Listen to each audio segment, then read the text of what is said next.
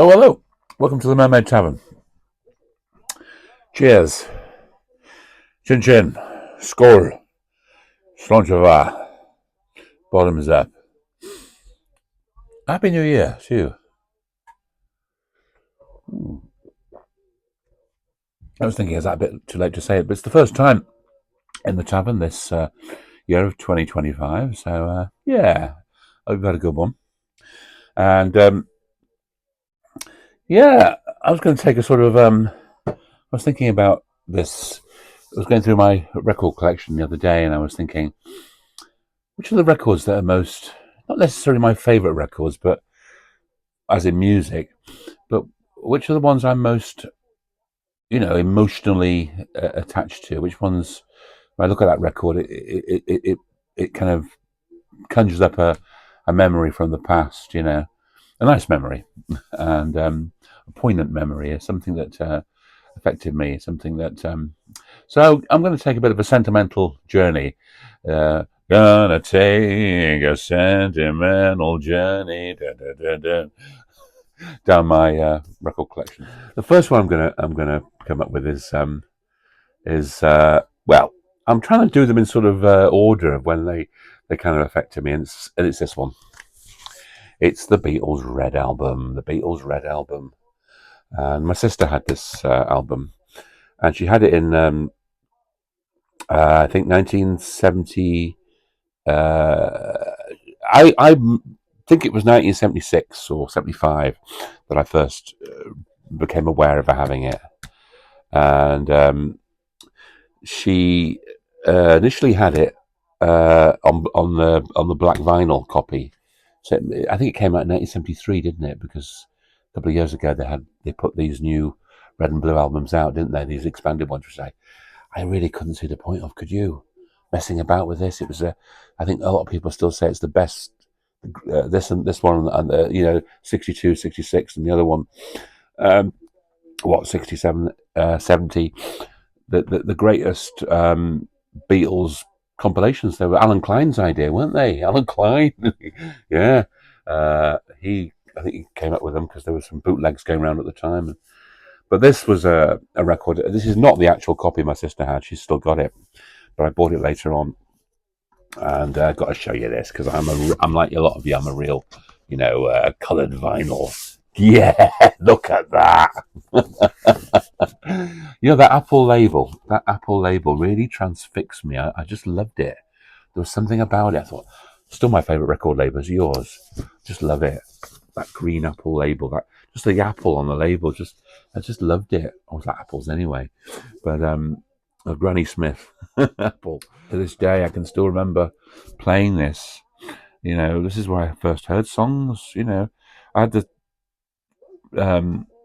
my sister had the "She Loves You" the single, and I collected all the singles. I got the as near as possible. I've tried to collect the Beatles UK singles and UK albums to the ones that were put out back in the day, as in the black and yellow Parlophone albums and the original Parlophone ones in the sleeves.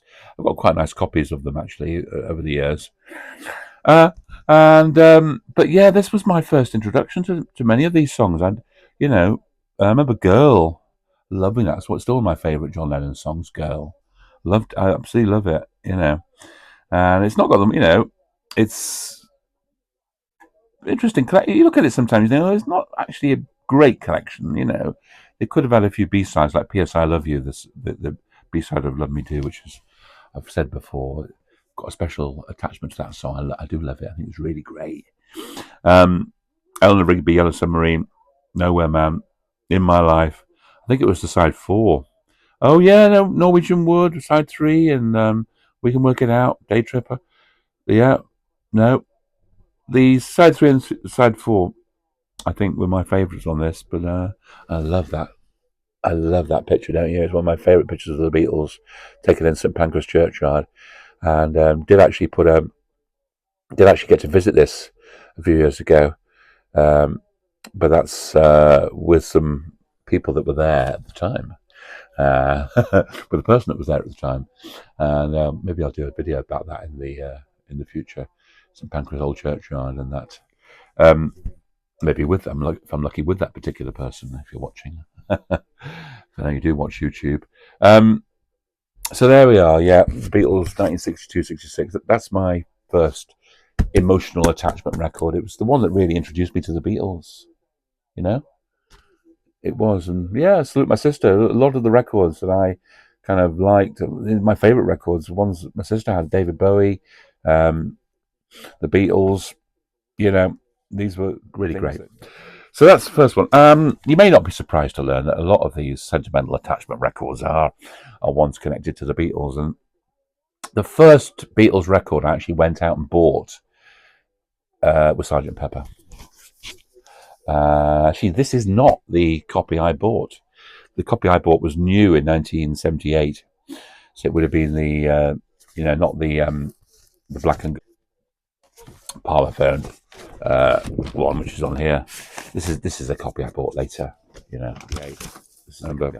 And just remember, isn't it funny how you get these memories of things? I remember gazing at this album cover and seeing the lights on the Christmas tree reflected on the front, which kind of made it even more beautiful. Still my favourite. I know it's a bit of a cliche to say this because it's perhaps the most famous Beatles album cover, isn't it? This album cover still brings up listening to the Slightly Gone. I mean, I tried to recapture the magic and what it must have been like if people, first generation people who love the Beatles, listening to this album in 1967. Because I remember listening to it in 1978, which was like only 11 years after that. Isn't that mad? At the time it seemed ages and ages away. Anyway, this is obviously Sgt. Pepper's now, what, going to be 60 years old in 2 years' time. So it's 58 years, isn't it? I'm getting better at maths, aren't I? But yeah, that one, sentimental attachment to A Day in the Life, got to be my favourite on here. I love them all, actually. I remember originally not quite liking Within You and Without You, the George song, the open side too. But now I do. If only I've matured. Well, long since I actually started liking it. But I remember at the time it was not my favourite. And Good Morning wasn't particularly favourite, but that's grown on me too. Benefit Mr. Kite, which Paul played, didn't he, on the recent gig, if you saw that. This is one of my big emotional attachment, sentimental attachment records. This is it really. I love this. I love this album. Really love it. Though it's not my favourite Beatles album, actually. But that's a different video altogether. Loved it. Sgt. Pepper. Done. We're almost done. We're keeping. Got to talk about ELO. I loved ELO. My sister had Out of the Blue. She had it on a cassette. I remember, not the album of it. That was 1977 when it came out, and I remember liking it, Mr. Blue Sky and Concerto for a Rainy Day. But this I bought in 1978. And I remember listening to this in the summer of 1978 on a little portable red record player, which had been my sister's, in my bedroom up where I was growing up. An idyllic sort of summer. And I remember listening to Tightrope and Telephone Line, Vicaria, Living Thing, Shangri-La, that song Shangri-La. Just magical. This album is a magical album. I love Out of the Blue, don't get me wrong, but this is my favourite ELO album. A New World record. Lovely, like a spaceship and a jukebox combine, that artwork in it. Graphically wonderful things, I used to be a bit of a graphic artist, so kind of interested in those sort of things. And it's on wonderful red coloured vinyl. Wow. I remember this red vinyl record going round on there. She doesn't look too bad, but it wasn't a great record player.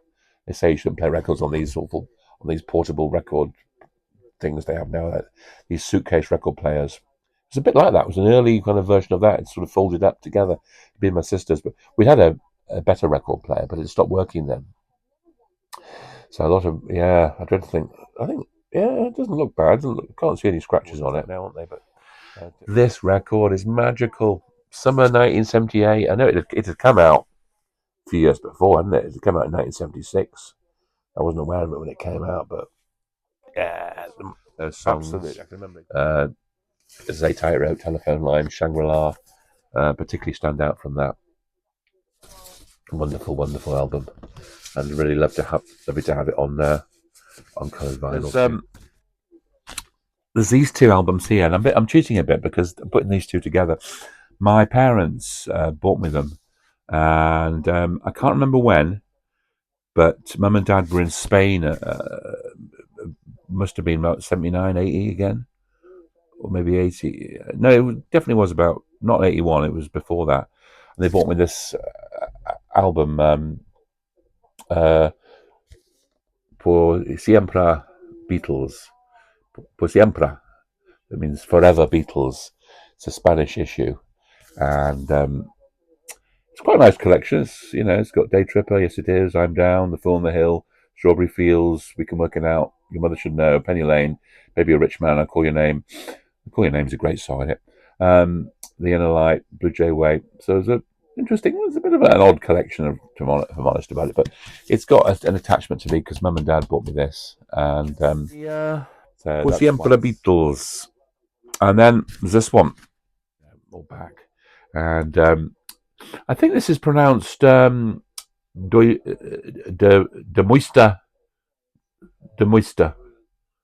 songs. De Moista. That's beautiful, I think. Correct me if I'm wrong, but I think that's beautiful in Dutch. De Moista songs. Yeah, and this album, as I said to you, came out in the autumn of 1980 when I was working at Rare Records. And I bought it with this wonderful cover, which you can see here behind me. Snap, yes.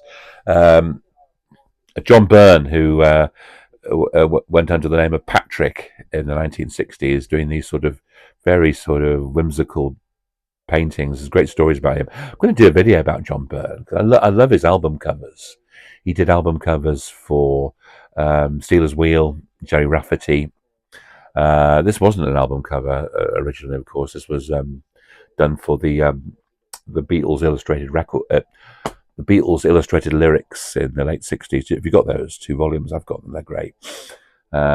A lot of people mistakenly think, of course, this was artwork that was considered for what became the White Album, or under the name of A Doll's House, but that's not true. It's lovely, isn't it? This album, yeah, Mum and Dad bought me this from they revisited Amsterdam, the places they'd been to, I think, on their special place. Them on their honeymoon. They went on their honeymoon to Switzerland, but I think they went to Amsterdam shortly after that. So it was a special. They were both in Amsterdam, I think, in 1980 or 81. I can't remember. And they brought me this back, and it's a really lovely collection. I think, along with or maybe even more so, I think this is the best Beatles compilation. I'd go out on a limb and say I think this is the best Beatles compilation. Got Yesterday, Norwegian Wood, You Want a Secret, For No One. Oh, lovely song. Michelle, Nowhere Man, You've Got to Hide Your Love Away, Across the Universe, All My Loving, Hey Jude, Something, The Thorn on the Hill, Till There Was You, Robin Winding Road, Here Comes the Sun, Blackbird, and I Love Her, She's Leaving Home, Here, There, and Everywhere, Let It Be. I think the Beatles ballads. I've got the UK copy of this. I bought that at the time when it came out. So yes, it was late 1980, maybe early 81 that they bought me this back from Holland, and it's really lovely. Actually, I prefer the cover on this one because on the UK one it's not quite as big. They've made it, and they've got a blue border around it. So I think artistically this is nicer, and it's lovely, isn't it? Beautiful songs, and they are all beautiful songs, those ones.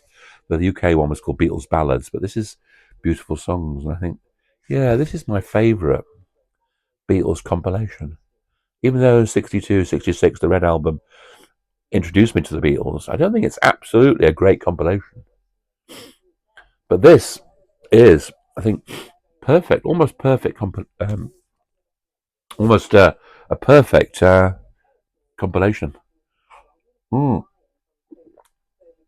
there we are. We're cracking on. Yes. So I'm gonna stay with the Beatles for my final Beatles one. It's Strawberry Fields. Record collecting, and to go to a record fair. If you're from Manchester, you might remember this. At the back of Piccadilly Plaza, just before you come into Chinatown, I don't remember what that street is now. There used to be an underground thing.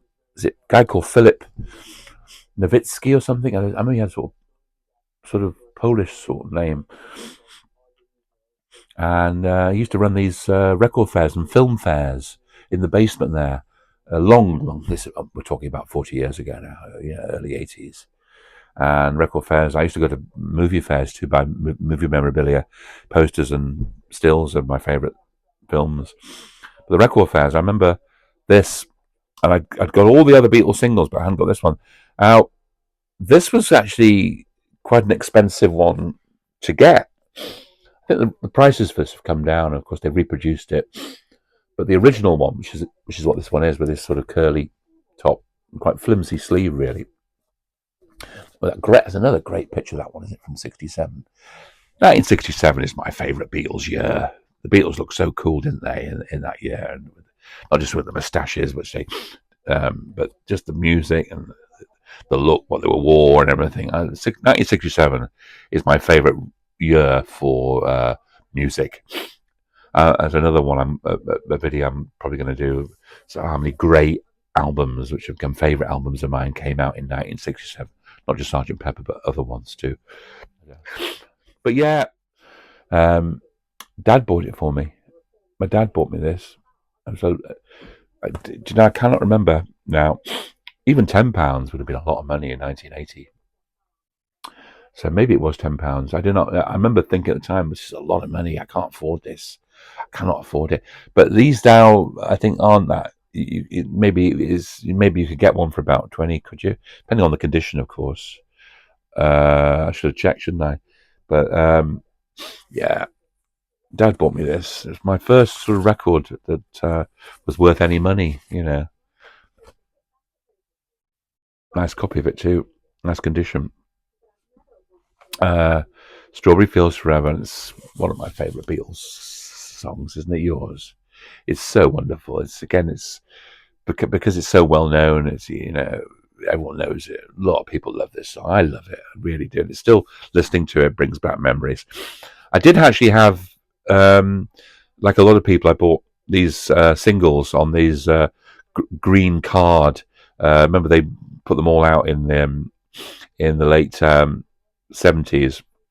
Dad bought me actually the Beatles singles collection, black box. I've still got it. Well, I've got it.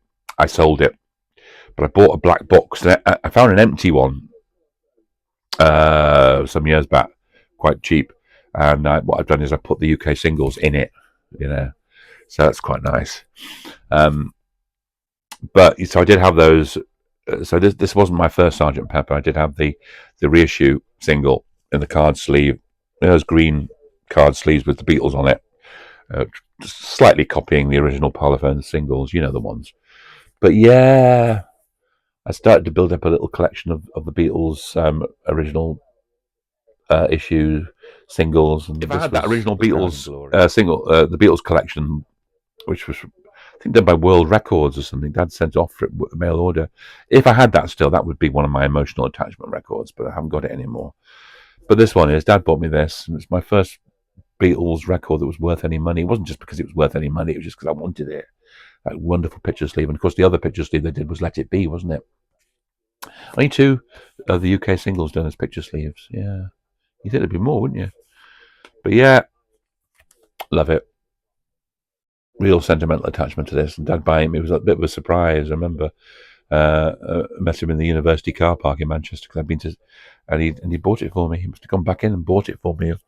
Lovely of him. Bless him. My dad was so special. I loved him very much. And my dear mum too, Lee. So let's go. Yeah, that's the Beatles. That's all the Beatles dealt with, actually, isn't it? Have I missed anything out? Yeah, we've taken much of the time up, haven't we? Still here? Are you still there? Hope you're still there. So Olivia Newton-John. I loved Olivia. Loved Olivia. I just loved it. I still love it. It's still one of my favourite movies. Top 10 have been my favourite movies. Grease. Special memories of it. And when this came out, I was 14 and my hormones were starting to rage. I remember the song "Hopelessly Devoted to You." On Top of the Pops, they showed the clip, didn't they? Before you'd even seen the movie, there was the clip of Olivia singing this in a garden in a nightie. Quite a conservative nightie, but and my hormones went from seeing her really having a big crush on it, a huge crush on Olivia. I'd had crushes on girl singers before. I remember Lindsay DePaul. She was so pretty, wasn't she? I remember really much earlier 70s, kind of having a crush on it, as you do as a sort of younger person without understanding the sort of more before your hormones have started. But this was definitely a transition in my hormones from finding her really pretty as in the garden singing this lovely song actually, isn't it? Hopelessly Devoted to You, with a sort of echoey bit. And then the transition from seeing her at the end, you're the one I want in those black tight shiny pants, and the transition in hormones between those two things that's why emotional attachment to this,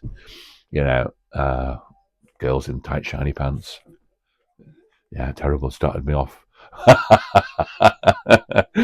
But Olivia, went to see her the Apollo in Ardwick just after she did a show there and did that album, didn't she? Totally Hot. And I bought that. And bless her, Olivia, absolutely my first celebrity crush. She was, and adored her. Mm. Talk about raging hormones from Olivia. Debbie Harry. This was the year after 1979. Blondie. I know she had big hit Heart of Glass, which I kind of liked, and I think my sister had Denny, that single, but I bought this in 1979, and I think it was the final single off Parallel Lines? But it was this one, like Sunday Girl, and on the 12-inch she sings it in French too, which is like, oh yeah. And she's just great, isn't she, Debbie Harry? She's an absolute legend. I love her so much. And but yeah, this attachment to this, I remember just thinking, oh wow, is she gorgeous? Absolutely gorgeous and great singer. Fantastic. Didn't see Blondie back in the day live. I did see them when they did the much later on. I was living in London 20 years ago, over 20 years ago now. They did that album Maria, and the old Docklands Arena before the O2 had opened. This was the big venue in sort of central London, or central-ish London. It was Docklands, and got invited. I knew a woman, a few of us knew this woman who had actually worked. Linda, bless Linda. Are you still there, Linda? And she'd worked for Blondie back in the day. She got us tickets backstage and got to give Debbie Harry a very nervous peck on the cheek. So that was a nice memory too. But yeah, Blondie, Debbie Harry, fantastic. Still love it. Great song. So a lot of the sort of records I have in my sentimental attachment ones are from working in record shops, which I worked in 1980, 81. I've covered this quite a bit. I've talked about this quite a bit. How it was my sort of musical education. In Rare Records, which is that record shop I worked at in late 1980, which I've covered. There was a lad there was a work experience scheme in that record shop for 6 months. There was another lad on the scheme. He was great. He disappeared eventually. There's a new branch opening. He might have gone there, or he might have just dropped out. And he got me into Jimi Hendrix. and he loved Jimi Hendrix. And this collection of singles had just come out, a little box set, a little flip top box set of Hey Joe and Purple Haze, Wind Cries Mary, all those, all on the Watchtower, Voodoo Chili, uh, and it looked like a collection of singles, like a little wallet. They all come out, and it's like what, uh, 5 singles, 6 singles, 6, yeah, all on, fairly plain sort of sleeves and things, not picture covers. But this came out, and there was a box set of albums of Jimmy albums that came out. I didn't buy that; I couldn't afford it. Yeah, I did buy this, and he got me into Hendrix. I love Jimi Hendrix. Do you a big Hendrix fan? We're playing those albums in the shop. Are You Experienced and Electric Ladyland, and in the box set they had the original one with the sort of, what I'm talking about, the naked ladies on the front. But songs like All on the Watchtower, wow, wow, wow, wow, wow, wow, Wind Cries Mary, Purple Haze. Just love these. Just love them. It's a really nice collection. So, thank you. I can't remember your name. It'd be nice if it wouldn't it be nice if somebody was watching this who worked at Rare Records and I knew from the past. If you thank you to whoever you are, getting me into Jimi Hendrix, and I still want that box set. It had that same artwork on the front. It was a big box and all Jimmy's albums in it, and it goes for quite a bit of money. I think I saw it for 300, 400 quid on eBay some years back, and I was sorely tempted to buy it, but yeah, I could just about afford it at that time, but I didn't, and probably just as well. But maybe one day I'll have a copy of the albums. But yeah, that's another one of my emotional attachment records. How are we doing? Yeah, how are we doing for time? Don't even know. The time clock on the pint of Guinness says I better get cracking. So, Kate Bush. And I loved her, absolutely loved her. So it's like Olivia Newton-John, Debbie Harry, and Kate Bush. It wasn't just the fact that I fancied these women. It was the music. It was absolute. And this album was her, third album that came out. It came out in late 1980, and this beautiful cover. That was Nick Price, the artist, and I associate the songs on here with working in Rare Records in Manchester. And Kate was doing a signing in Manchester at the HMV shop, and they're mean people in the record shop. They wouldn't let me have a lunch hour to coincide with going to get. It would take it longer than lunch hour anyway, so I couldn't go and get a sign. But my sister, she did. My sister, she queued up to get Kate to sign this for me. Can you see? Yeah. So it's one of my most prized possessions. And it's also, no coincidence, my favourite album, Babushka, Delius. Oh, that song, Delius. All we ever look for. Love that. The Wedding List, Violin, The Infant Kiss, Army Dreamers. Oh, wow. Breathing. This is my favourite Kate album. I know a lot of people say Hounds of Love, which is great as well. I love Ariel. Love Ariel. Love all of Kate albums really, but this one has a special memory. This, yeah, not just so probably one of my most worth something records because of Kate's having signed it, but I'd never sell it. I'd be in dire straits before I sold this. I hope I never get to Dire Straits. I never really cared for Dire Straits as a band, did you? A few. Anyway, yeah. So this is one of my favourite albums of all time. But as I say, in this particular video, I'm doing ones that I'm most sentimentally attached to, and it's this one here. And I say, listening to this, I just listen to those songs, particularly Delius for some reason. D-D-S. I remember hearing in that record shop in Rare Records. Yeah. Loved it.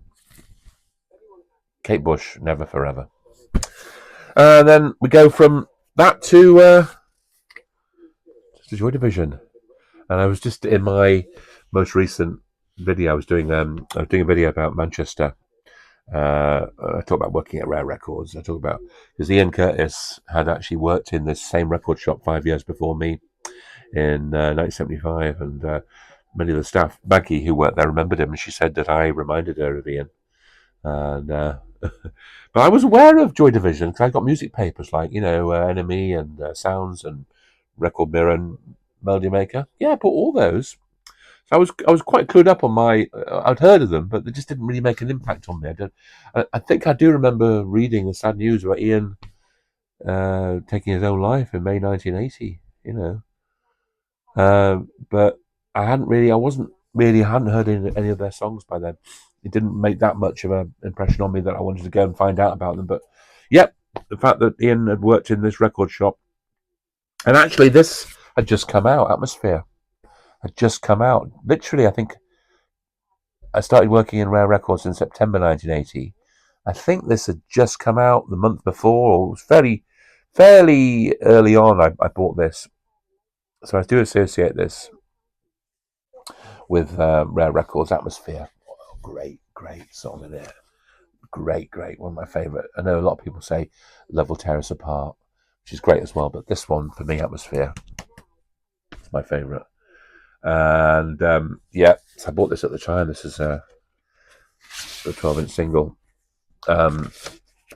She's Lost Control on it too. I love 12-inch singles, didn't you? A lot of them back in the day, not this one particularly, but a lot of them had extended versions of songs, didn't they? Longer mixes, But I just loved having a 12-inch size single. It was great. So that's one of my sentimental attachments. And of course, Closer, which is my favourite Joy Division album. I love Unknown Pleasures, don't get me wrong, but this one was the first I bought. And again, I associate this with Rare Records, playing it in the shop. This is my original copy I bought back then. Yeah. Heart and Soul, 24 Hours, The Eternal, Decades. Love that song, Decades. Really love it. It's one of my favourite Joy Division songs. And I, again, associate that with being in this record shop, playing it, Atrocity Exhibition, Isolation. Another great song. Passover, Colony, Means to an End. I loved it. There's sort of that gothiness, that sort of somber gothiness that I kind of liked about Joy Division and appealed to me. And great sentimental attachment to this album. Remember exactly where I was when I first heard these songs, and Atmosphere too. Great Atmosphere. So there we are. We're almost done. We're almost done. This we come right much more up to current date now. We go back. We're going to late 2015. I was working. I was doing a pantomime Christmas. I was doing pantomime. I was playing. What was I playing? It was Beauty and the Beast. And I was playing Maurice, the inventor. Maurice. It was a great lot of people. We were in Grantham in Lincolnshire, and then we did I think a week or two after that in Stamford. It was that lovely sort of market town in beautiful Stamford, isn't it? And I was going out with this woman in Cambridge. Do you know what? I often think, did I love that person? But yeah, I think I had a special love for this woman. High Hopes, Pink Floyd. This song wasn't new then. It came out quite a long before that. From the Division Bell. When did the Division Bell come out? About late 90s? Can't remember now. Should have checked, shouldn't I? But for some reason I heard this song. And there's a great video to it. High Hopes, a wonderful Pink Floyd song. And I haven't really heard the other songs. Was never a big Pink Floyd fan, but I remember hearing that record Relics, actually, very enough, all the old Pink Floyd things in Rare Records when I worked there. And I bought early 80s, both, Dark Side of the Moon and Wish You Were Here. Wish You Were Here is one of my favourite albums. It is. I also really love Piper at the Gates of Dawn. I love Piper at the Gates of Dawn. Really do. So I was really I don't quite know how I heard this. There was a great video, and the video like these white balloons and this guy in there overlooking where Ely Cathedral is. I remember on the train. I used to get a train from Grantham, go by Peterborough. Funny way around. It used to come to Cambridge, and you'd see Ely Cathedral from the train. I remember listening to this song on headphones on a and like an iPod, and associating it with visiting. And I suppose I had high hopes that we would go somewhere, but we didn't in the end, and it wasn't. Yeah, um, but it's a lovely song, and because the video, I suppose, had not to do with this, featuring Ely Cathedral, which I always saw on the way to her. This is a lovely copy of High Hopes. It was a special 12-inch single version, and there was a great video. There's a great if you ever see the video of it, they show there's like a mock-up of Syd Barrett. They did, you know. Obviously, Sid had was sort of haunting Dave Gilmour somehow. I think the fact that his departure from Pink Floyd, for all the reasons we know, had kind of haunted some of the members, hasn't it? Particularly Dave Gilmour, I think. Dave Gilmour's great, isn't he? And they made this sort of mock-up of Sid. Didn't really explain what. I love the video. This is all pictures from the video, little postcards, little set they did, and it's a sort of wrap round envelope thing. It's really elaborate, and I bought this around about the same time. I think this does go for quite a bit of money now. It's a 12-inch single, really, of just a song, High Hopes, um, and it's on this lovely, lovely colour vinyl alert. This lovely, look at this etched, wonderful etched blue coloured vinyl. Isn't that amazing? Look at that! Look at that! Look at that! There's the other side of it. But yeah, this particular, not just this. It's lovely to have this copy of this album, but it was done as a limited edition. But it's not just that. I mean, this video isn't about collectability of records or things that are worth anything. It's about sentimental attachments to them. And this song, High Hopes, I was just associate with that wonderful woman in Cambridge. I think I was in love with, and yeah. So that's the final one of my Sentimental Journey records here. My Sentimental Journey. Da, da, da, da. Hope you enjoyed it. Thank you ever so much for spending the time with me. Bless you. Will I see you again? I sincerely hope so. Bless you.